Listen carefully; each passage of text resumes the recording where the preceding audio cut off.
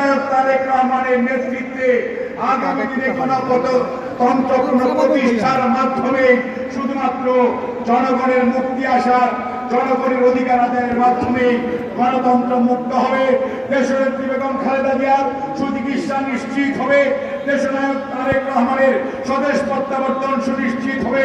দেশের হাইকো গণতন্ত্র পুনরুদ্ধারের মাধ্যমে লুণ্ঠিত অর্থ ফেরত আসবে, অন্যায়কারীদের বিচার হবে। বাংলার মাটিতে আপনাদের সবাইকে আবারও সংগ্রামী অভিনন্দন, আবারও কৃতজ্ঞতা। এই উপস্থিতির মাধ্যমে গণতন্ত্রের পক্ষে রায় দেওয়ার জন্য আপনাদেরকে জানাই সংগ্রামী সালাম। আল্লাহ হাফেজ। বাংলাদেশ জিন্দাবাদ, বাংলাদেশ জাতীয়তাবাদী দল জিন্দাবাদ, শহীদ অমর হোক। দেশনায়ক বেগম খালেদা জিয়া জিন্দাবাদ, দেশনায়ক তারেক রহমান জিন্দাবাদ, আমাদের জাতীয়তাবাদী দল জিন্দাবাদ।